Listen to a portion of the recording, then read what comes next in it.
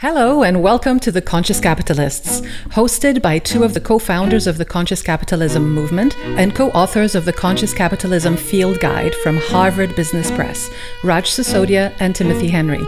Each week, this podcast covers current events and business news and Raj and Timothy's latest thinking on what it takes to build a conscious business. For more information and notes from the show, go to www.theconsciouscapitalists.com. And now, Raj and Timothy. Hello, everyone, and welcome to The Conscious Capitalists with myself, Timothy Henry, and my colleague and partner in making the world a better place through business, Raj Sisodia. Hi, Raj. Hey, Timothy. Good to be with you again. Yeah, good to see you. And this week, we have a dynamic duo from a company that's got an important social purpose as well as a working financial model, MPOWERD. And we'll talk to the founder of that and the CEO, and our founder is Jeong Salzinger, and we have the CEO, Seungah Jeong. So welcome both of you. Great to have you with us. Thank you so much. It's a pleasure. So maybe begin by explaining to our audience a little bit about MPOWERD and how it came to be and what it is. Sure. So we founded the company, it's almost our birthday in July of 2012, with the idea that we could be a vehicle for change as a for-purpose, for-profit organization. Our business model is somewhat unique. We sell micro-power designed items, and that is what the acronym is for MPOWERD.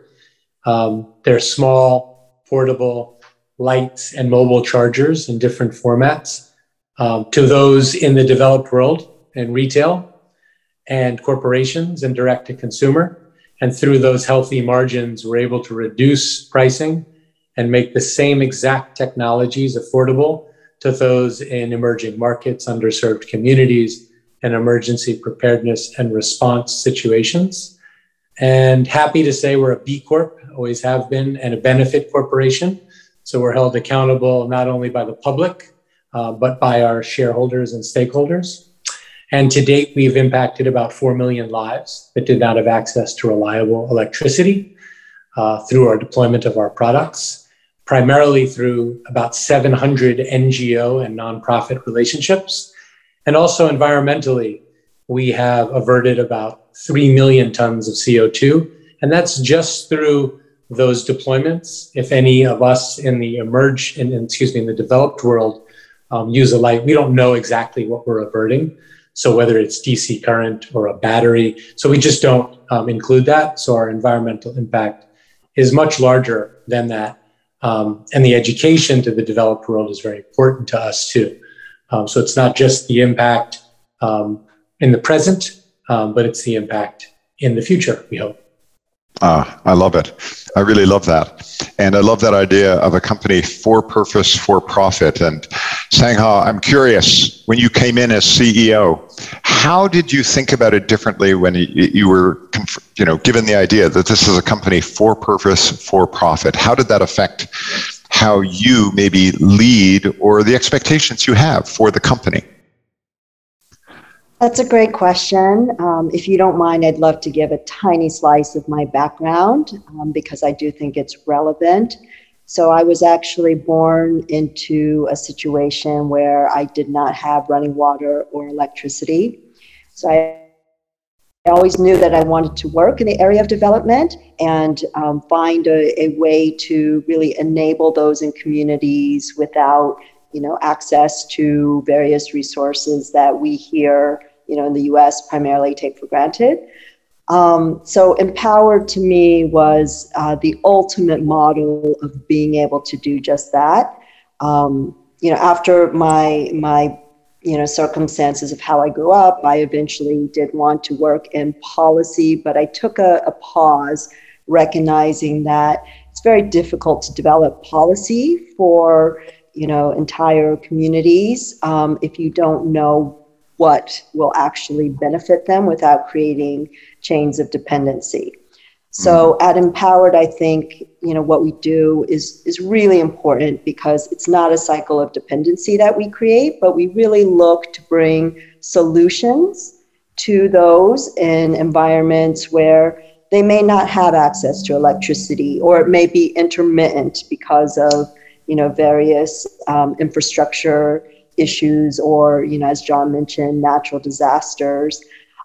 So we empower them by bringing them solar lights that they can use personally for, anything that they may need, whether it's, keeping their businesses open longer, whether it's being able to, cook at home safely without the noxious fumes from kerosene, or, burns that can be caused by firewood. There are so many different ways in which our lights are used. So for me, taking this sort of personal background, joining forces with John at this incredible company, it was a full 360 moment for me to realize that in the private sector, you can really combine this intent to, create change and inspire a new way of working with, the very basic tenets of a business, creating something that is sustainable, profitable, and can continue to contribute over time. So it's really, the perfect melding of something personal as well as something profound in terms of, how our business works. That's beautiful. Thank you. Let's talk about the product line. I think it's mostly lighting and mobile chargers. Is that what you said, John? Primarily, yep. So do these lights, do they have to be kept outside to charge up so you can use them, or do you just put something else that charges up and then you plug into that? Sure. So I'll also add to that, we also have a speaker, and when we have a STEM kit for those to teach their children. My 3-year-old knows about solar lighting because of our STEM kit. But in general, the lights are primarily, they're all solar, but most of them are solar and rechargeable. So they have both components. We just came out with a bike light as an example. We felt, after the pandemic, through commuting, let's clean up people's bike rides because people are already doing the more environmentally conscious choice, but they're still using, lights with batteries that have to be replaced, which really harm the environment. The line itself, we have inflatable lights that, collapse down into a 40,000 in a container, and you can put in your pocket and walk around with a full lantern of 300 lumens. We have a task light that can hang as a ceiling light, but can also be used to read as a table lamp. We have a string light that unfurls into 18 feet of string light, but wraps up as well, transformatively into a disc. And we have smart-enabled app lights and a solar speaker. Most importantly, the design is built around micro-power design.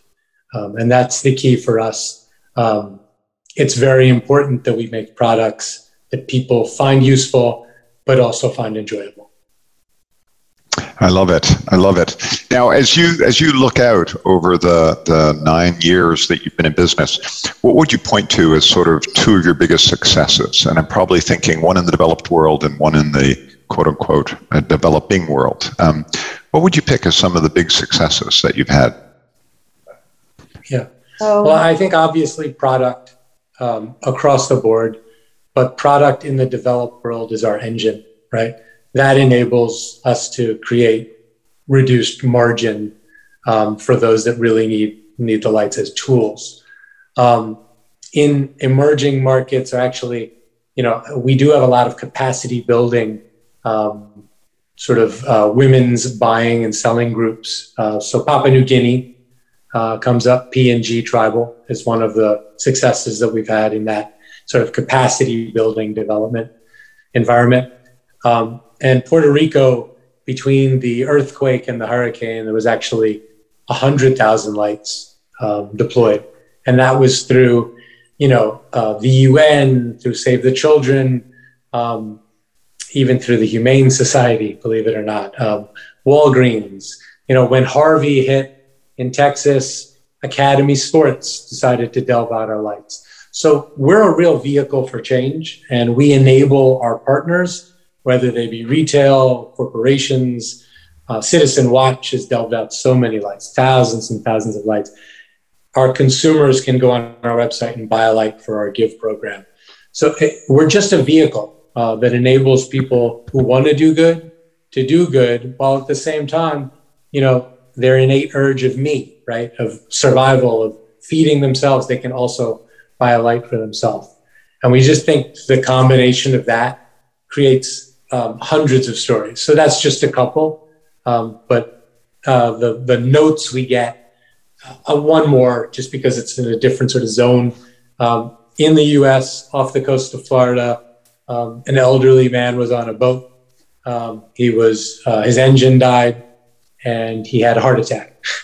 And the Coast Guard was looking for him, and he had a Lucy light, and he turned it on, and then he wrote us this incredible note saying that the light basically, was instrumental in them finding him. And so it's things like that that are numerous, heartfelt, and keep us going. I will add one more thing to that. These stories that you ask about, we tug on heartstrings when we're going into Walmart or to Target, et cetera, and speaking of buyers, because we're all people and we all want to do good and we all want to have that vehicle for change. So in this case, it's business for good, but it's also good business. I'd love to add to that with another. So I definitely agree, the ways in which we've impacted people and the stories that we've heard is definitely one area that we could definitely say has been successful for us. Another space is in combining what we do. So you mentioned, maybe there's something on the retail side and the impact side. It's really when we combine the two that we see the ultimate power of business. An example in this space is with Amazon. So a few years ago, they decided that they would use us as a quote unquote guinea pig. They were starting this brand new program within Amazon to focus on disaster relief. So they saw themselves as, rightly so, the logistics behemoth, right? But they turned to us knowing we had 700 NGO partnerships, that we were able to do this, on the ground, last mile work, to say, how can we partner so when there is a natural disaster, empowered, how to get out there right away, how to deploy your lights.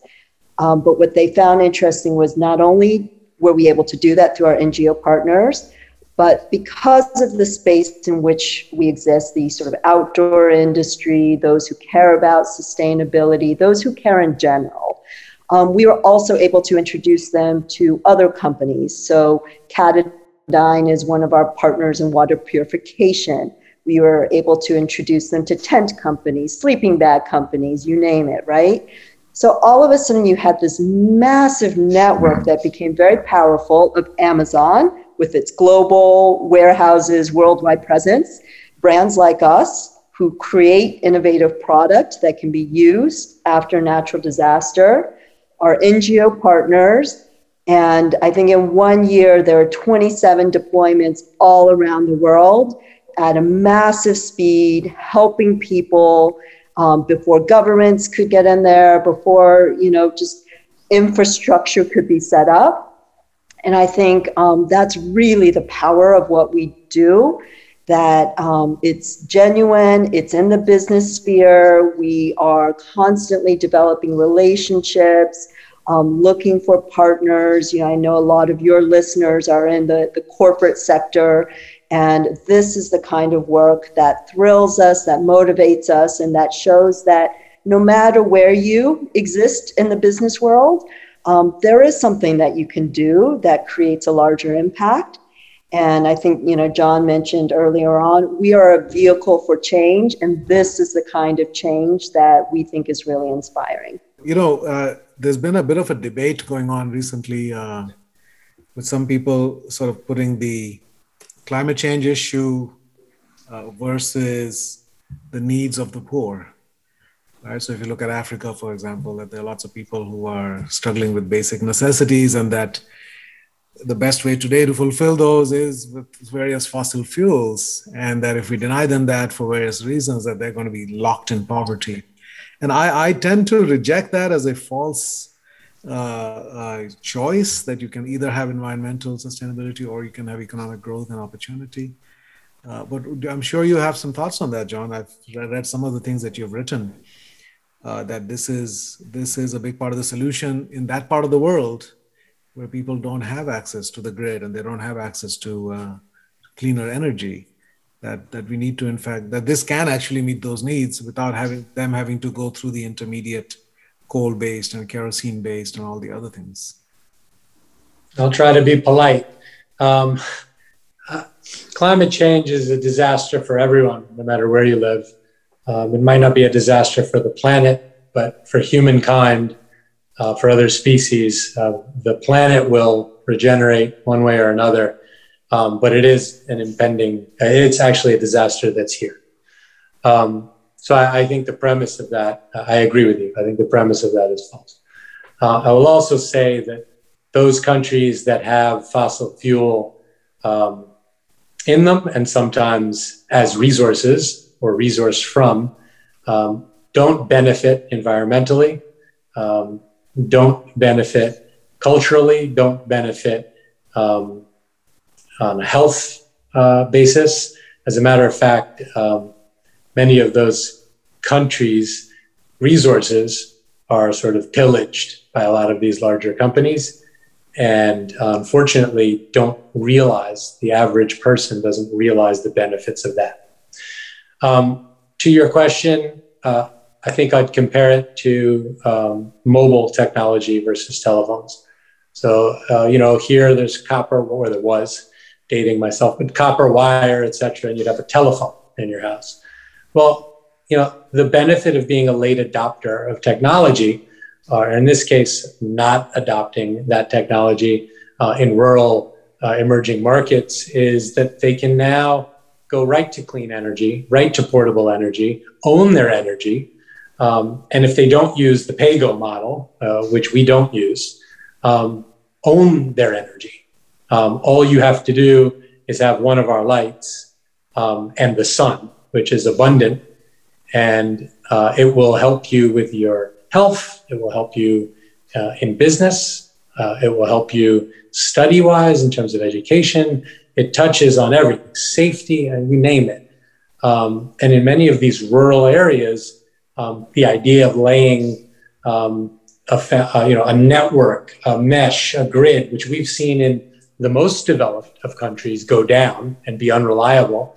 The biggest advantage we have is we're a small company.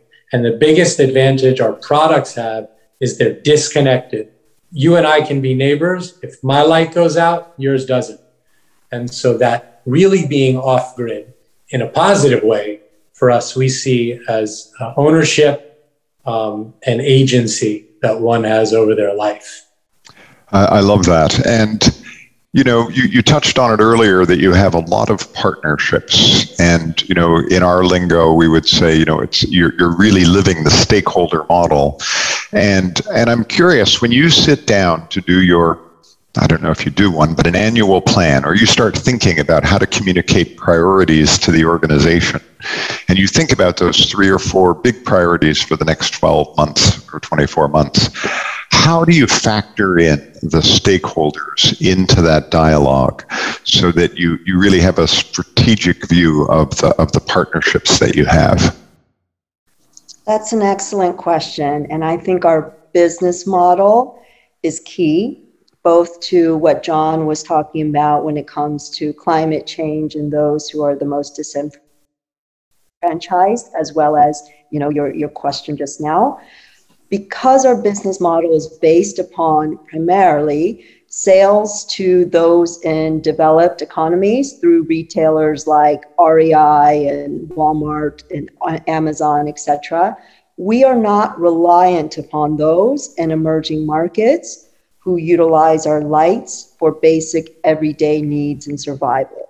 There are companies with the opposite business model whereby they have infrastructure all over, Southeast Asia, Africa, etc., where they are actively selling solar products to those in these markets. Now, there are a lot of people without electricity, so we definitely would not look down on anyone, working in this sphere.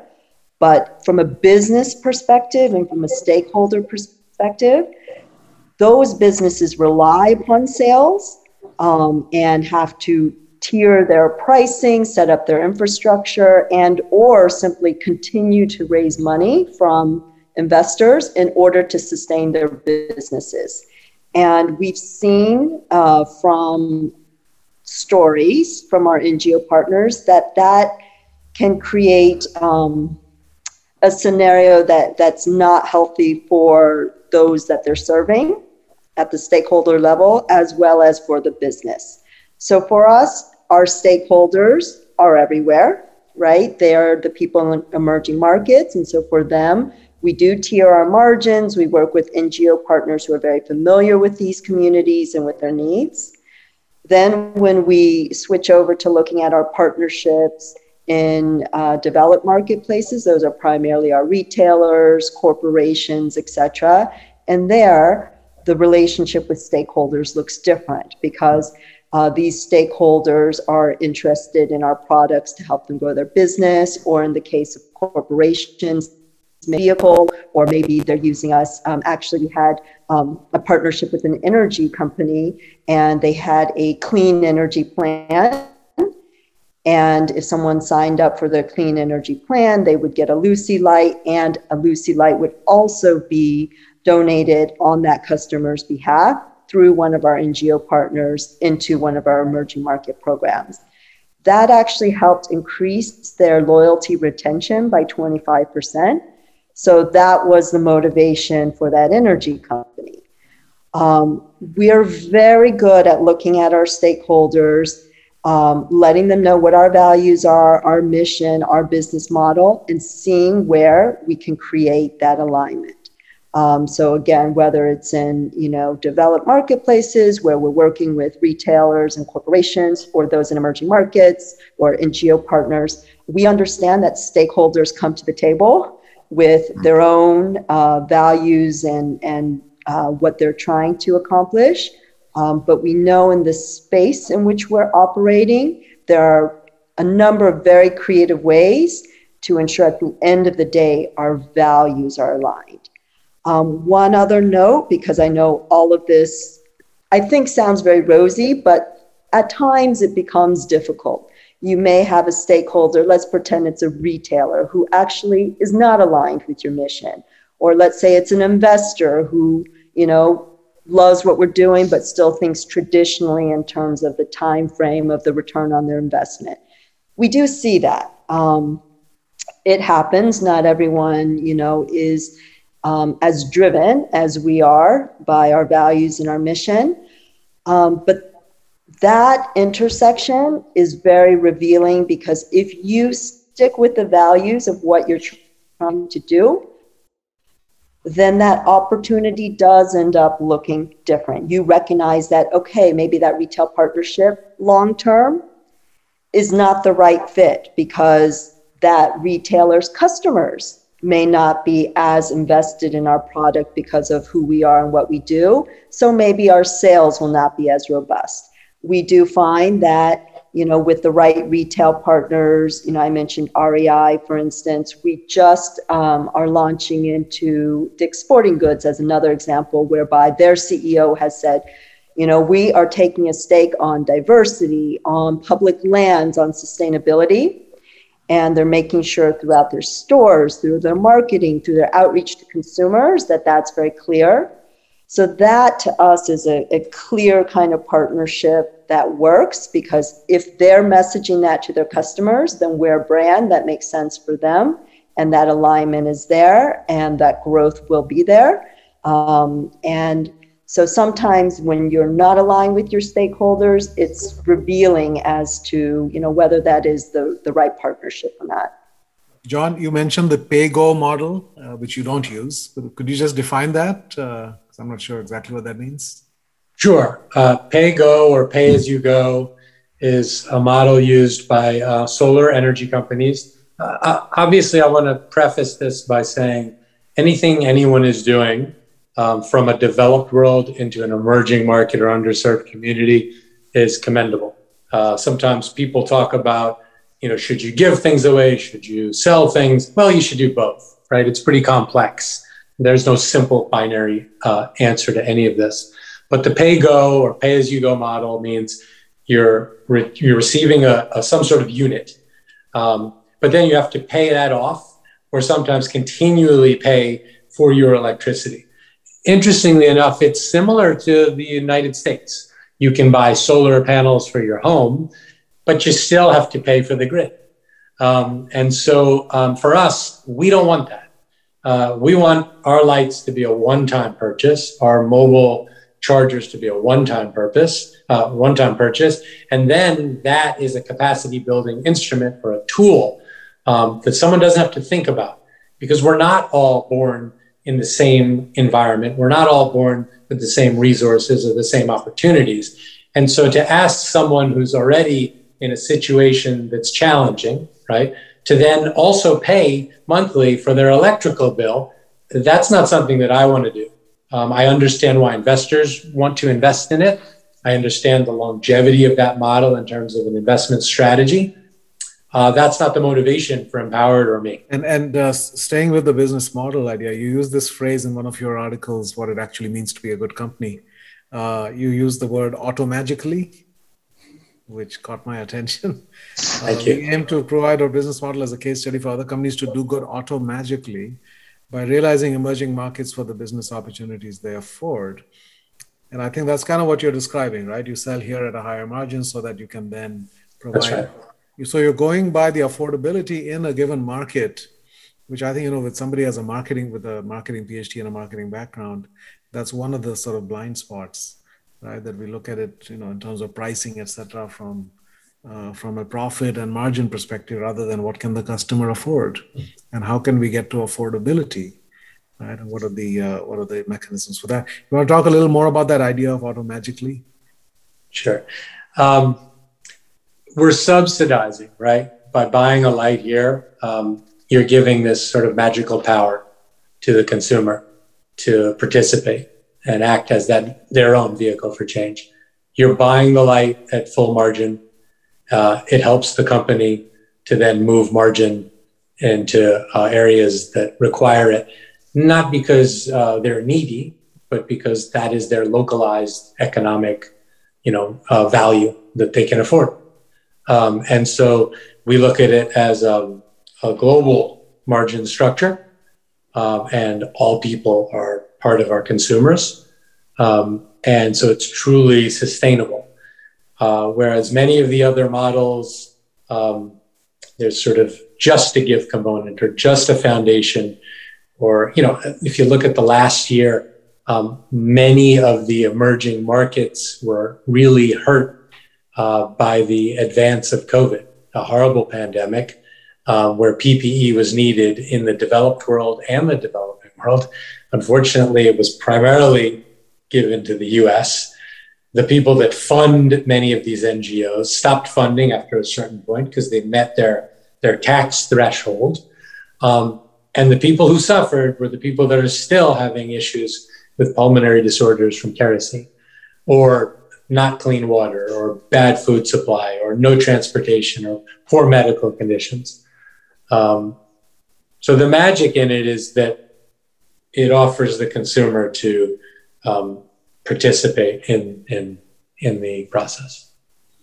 I'd love to add one other thing. I know that we've mentioned that the very same products that we sell here in the US and Europe and Australia, et cetera, are the same products that we either sell or give through our Give program in these emerging markets.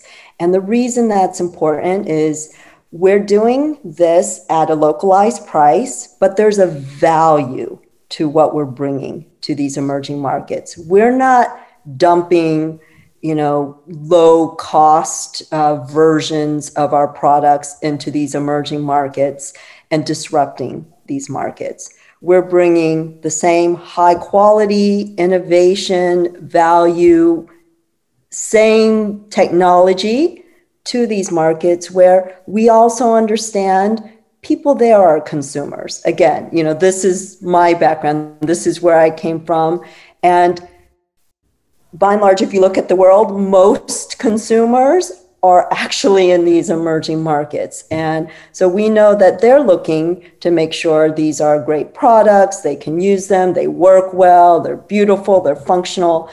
But of course, they can't pay prices that are unsustainable for that market. So we're tweaking the pricing, but bringing the same quality and really tapping into this consumer as a consumer, which I think is key, because that is that removing that stage of dependency that I spoke about earlier, when are just looking at these markets as, okay, I'm going to design a process or a system or a solution and then, create the cycle of dependency. No, we're saying consumers can choose. They're choosing our products. They're reselling our products. If they're female entrepreneurs, they're using our products. We hear from NGOs actually all the time that people want our products because they're like, wow, what is that? That is so cool, or I love that, or I can't believe it does that. And that is the human value that we bring to what we do. Just to add really quickly, there's a distinction. So the majority of our lights that we give away would be in an emergency response. And we actually don't give them away. We utilize partners, whether it's REACT, formerly known as Team Rubicon, or International Medical Corps, et cetera.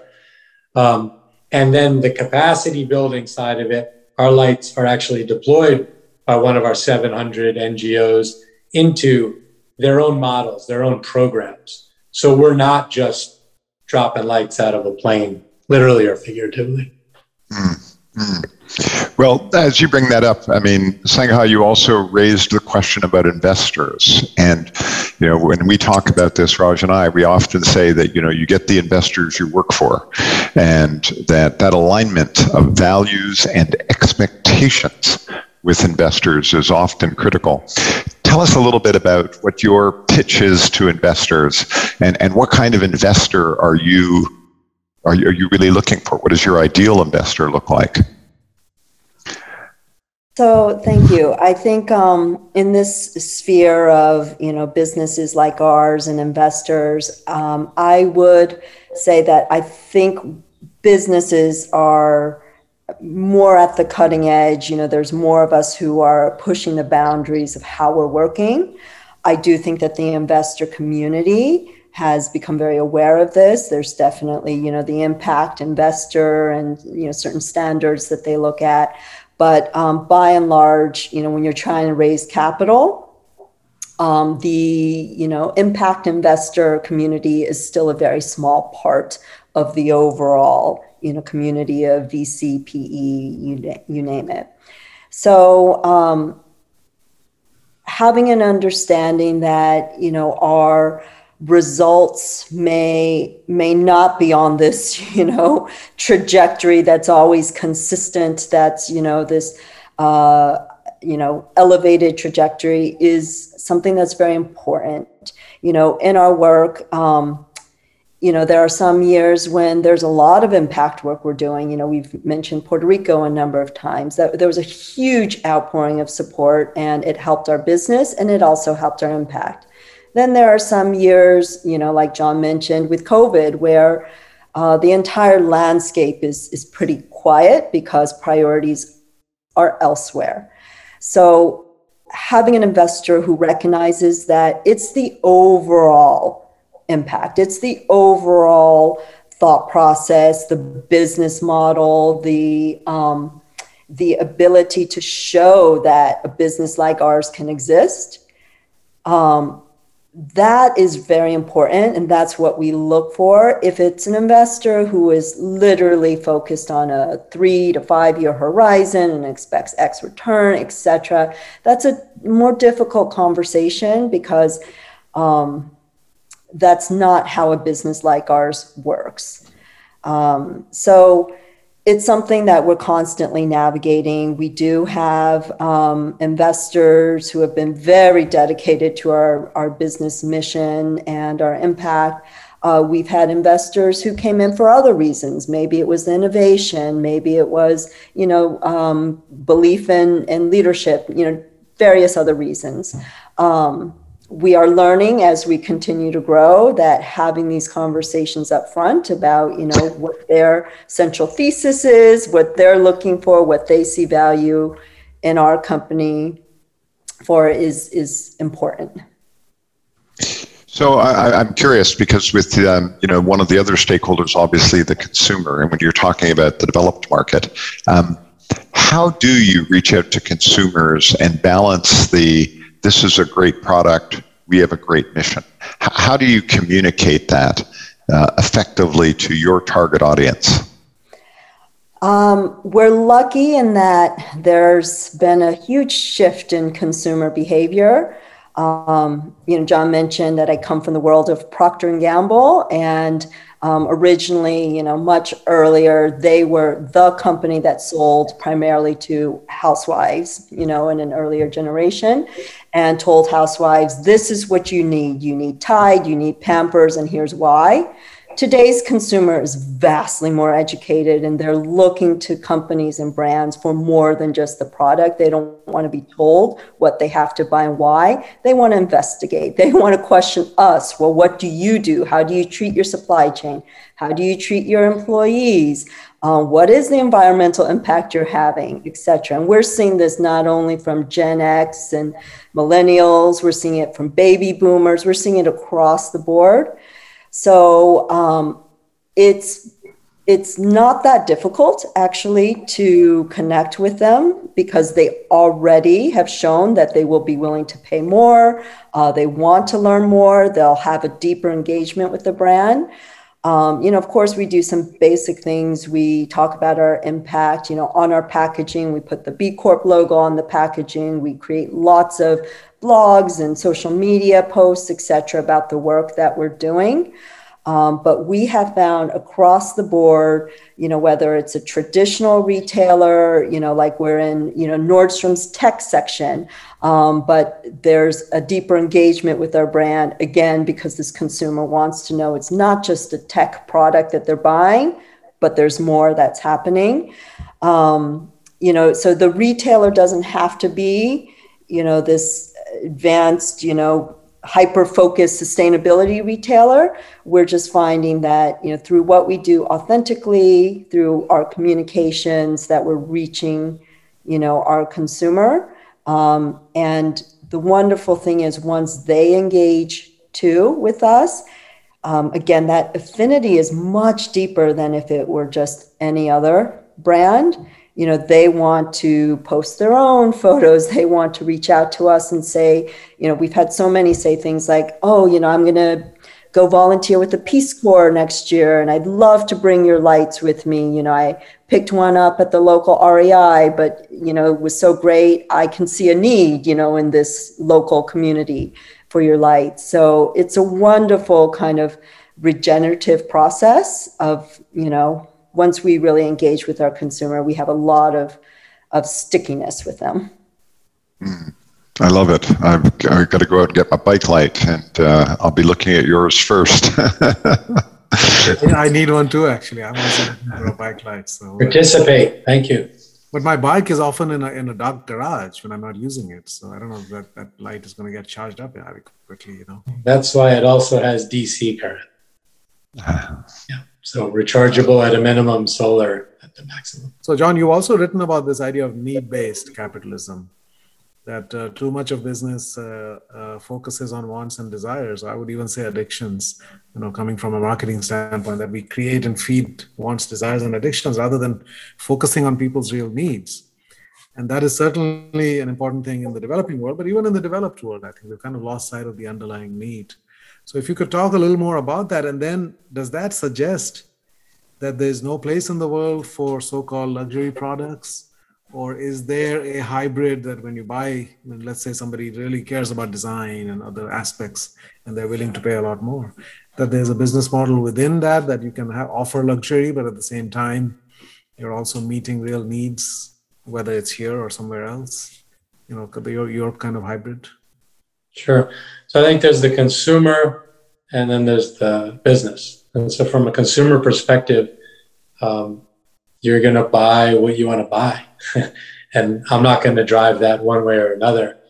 But from a business perspective, if I'm selling something that is needed, if I'm solving a problem with a product, helping someone out through a product purchase, that's a much easier sell.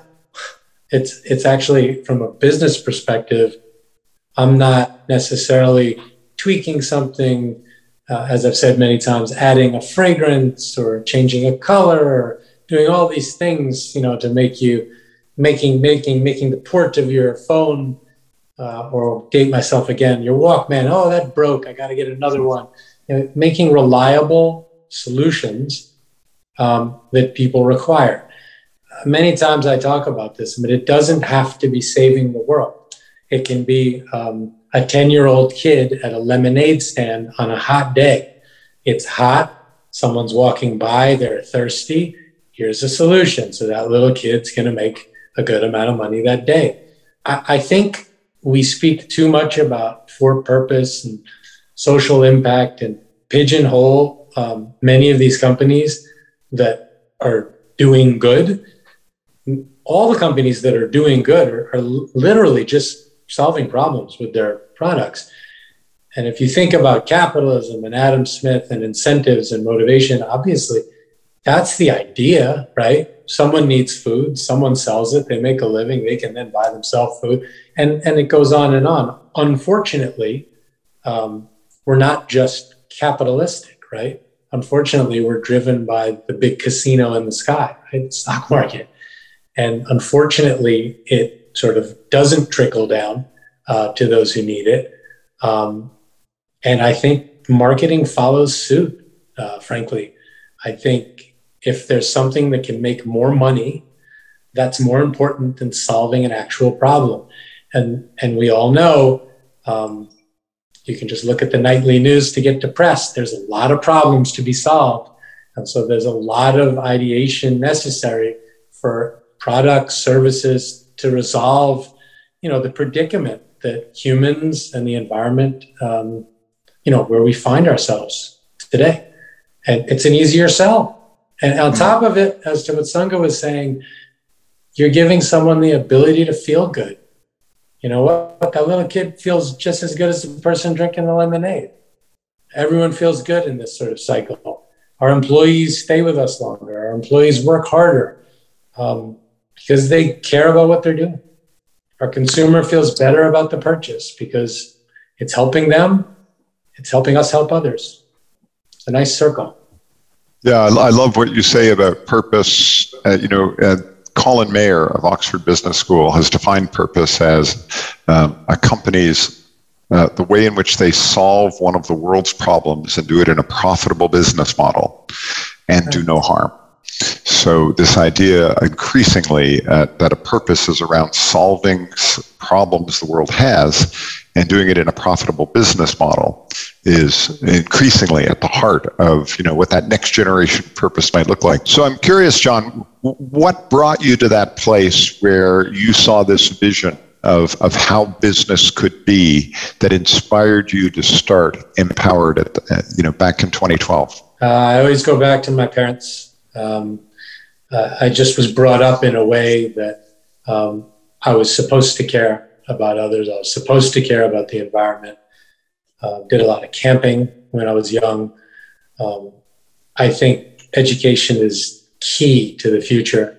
I think sometimes we rely heavily on current generations and forget that we're teaching the same ills to the next generation. whether it's language, whether it's thought processes, the absence of logic, all these sort of pervasive issues that we see cropping up today can change if we sort of teach that next generation in a different manner.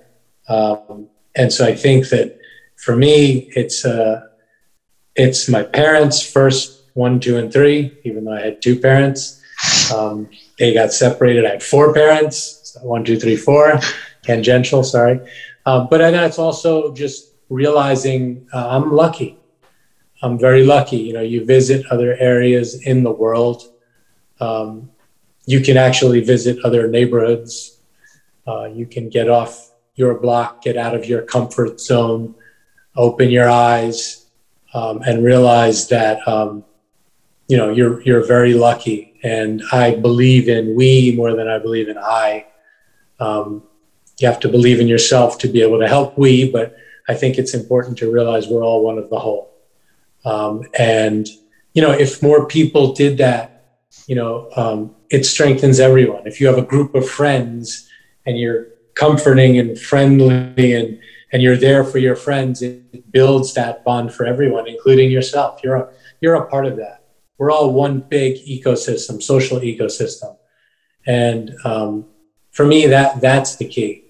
And lastly, I feel good. It makes me feel good to do what we do.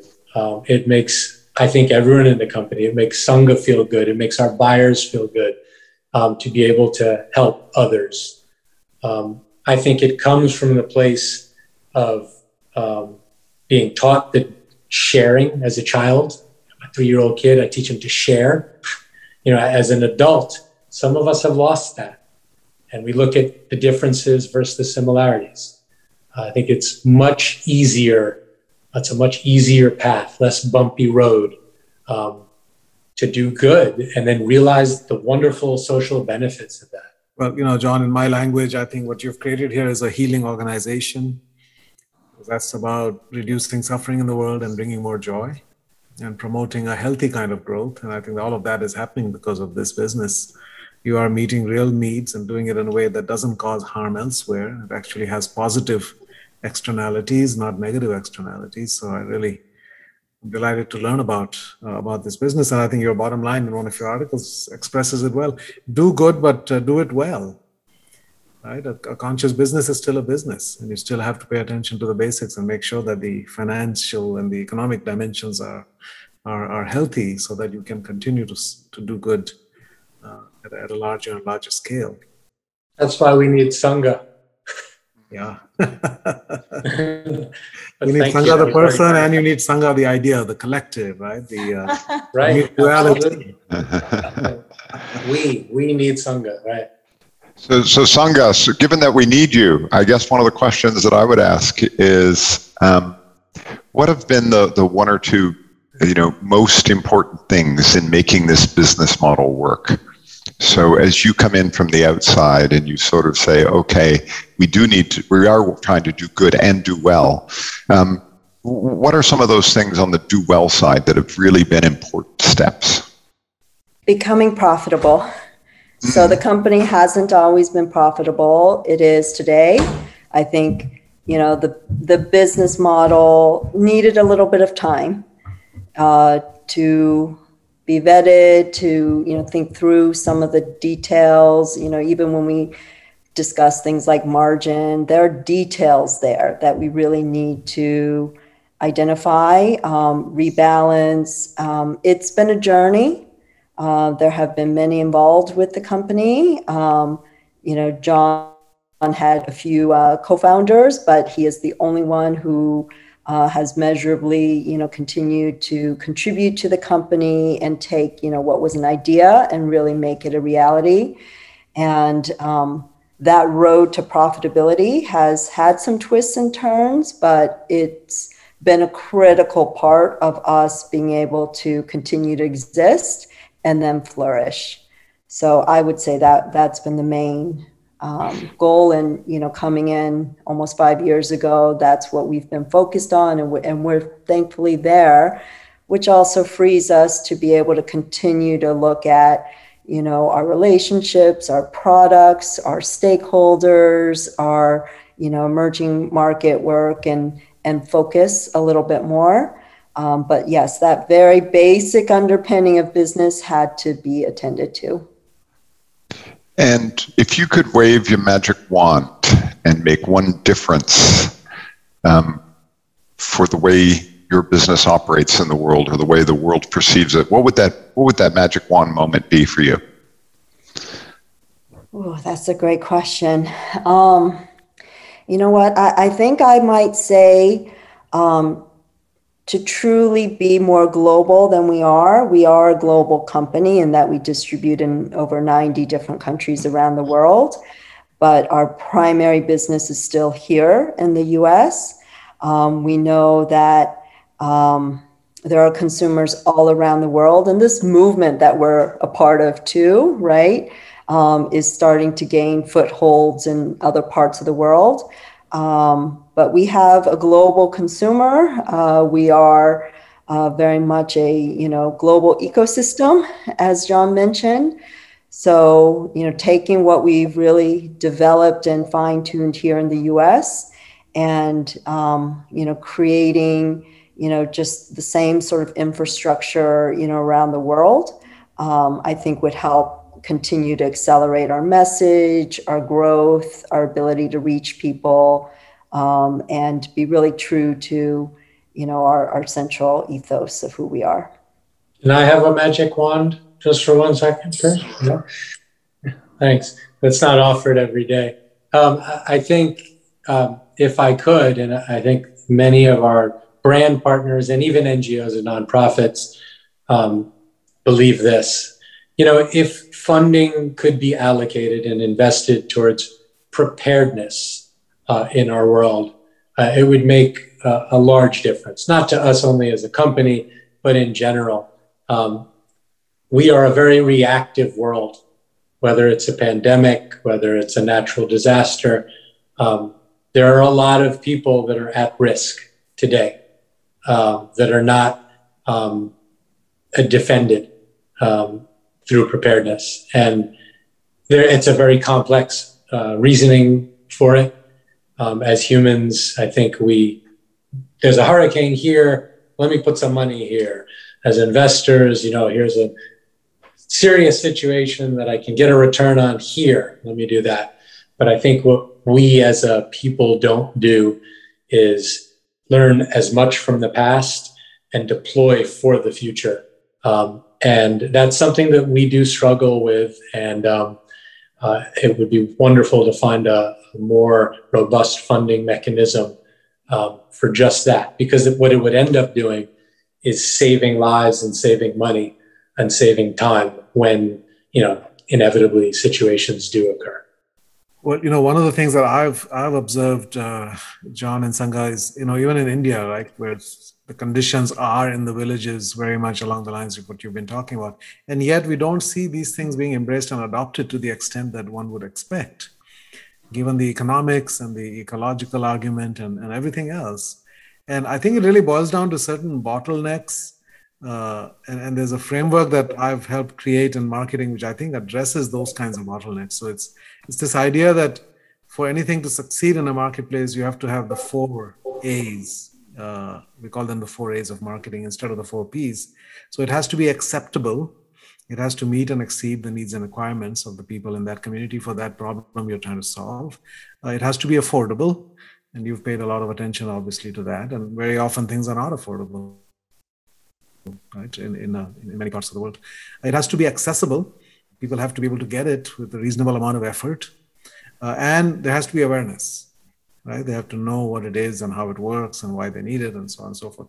And if you look at things that don't work, typically is 1 or 2 of those as a bottleneck. Like you have great affordability and acceptability, but it's not accessible. People don't know about it, or it could be the other way around. So I think that is something that helps clarify how do we help meet needs at scale and realize the potential that exists in many products to do that, and recognize what some of those bottlenecks might be. So I just thought I would offer that as a possible framework to think about some of these things, or whether that's useful for you. That's not just India, but India as you mentioned, we've done business in India. Our sort of most successful was with Jindal Stainless in a program in Odisha. And also we've worked with World Vision with some natural disasters.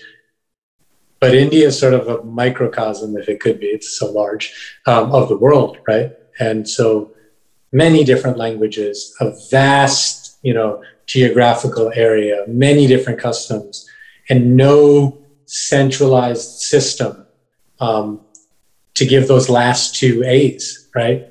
The accessibility is difficult. The awareness is difficult because of those barriers. At some point, it behooves us to push on governments to resolve those issues. Otherwise, you question, why are you paying taxes, right? I'm not a non-taxpayer for taxes, obviously.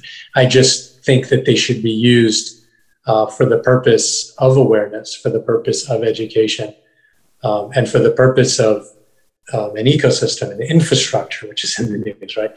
That's what everyone needs and deserves if they're going to put their hard-earned money into something. So India is a perfect example of a country that has many challenges that I don't think are being addressed. I will say they're not the only one. It happens here too. It happens everywhere, obviously, in the most developed nations in the world. But that's a wonderful framework. Seungah, as you look forward, what are the next couple of years, the next 2 or 3 years? What's most exciting to you as you look out over the next few years? So one thing that's really exciting is that we're working on something. John and I have both mentioned that we're very focused on solutions. And we've mentioned that there are many issues in the world that, still require some innovative thought. So we're working on a new product platform, actually, that will start to debut next year, that starts to move us into a slightly different sphere. So right now, again, we're primarily focused on solar lighting products.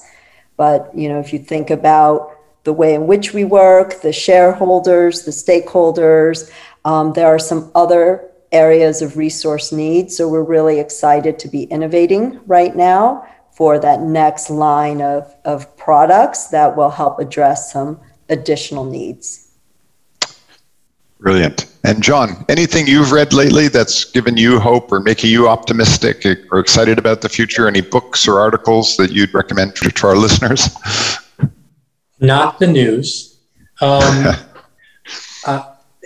go back to a book that I've read for years, and I'll open it up, and a friend of ours passed recently, who was very spiritual in nature. And he and I enjoyed reading a book by Bruce Lee, who actually studied philosophy. Many people don't know that.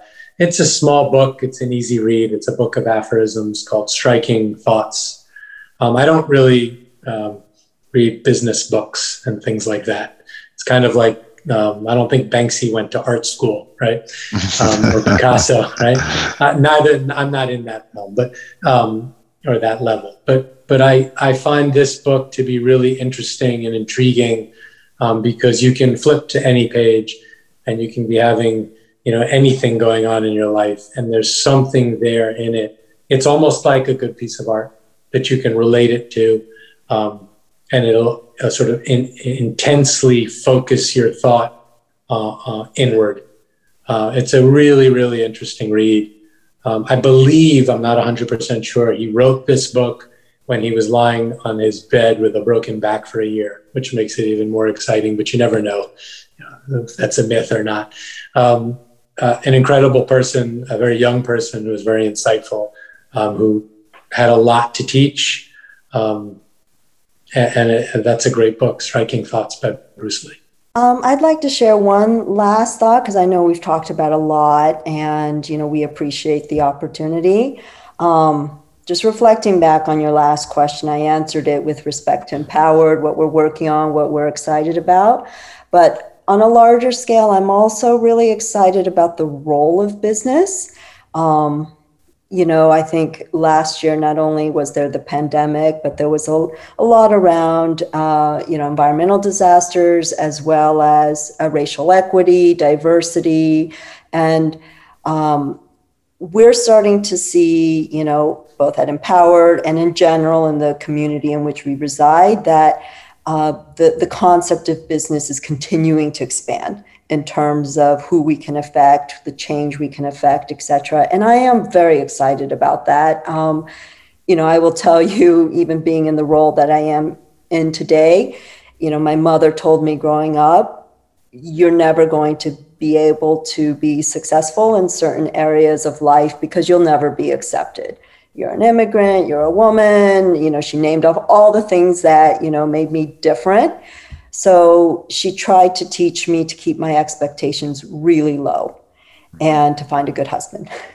And I think that it's very powerful now that we as private sector leaders are expanding our horizons to talk about the issues that are important to us, the change that we can affect, the leaders that we can be.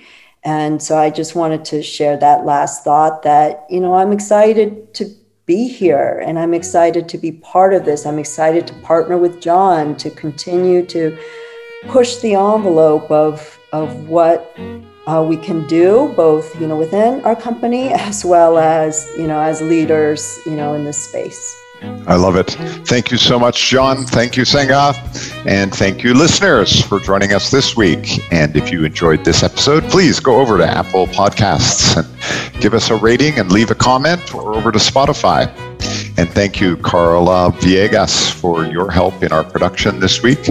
And if you want to leave Raj and I a message, please go to theconsciouscapitalists.com. And there's at the bottom of the page, there's a place where you can leave Raj and I a note. Thank you so much, John and Seungah, for an enlightening, pun intended, episode today. Thank you. Thank you. Thank you.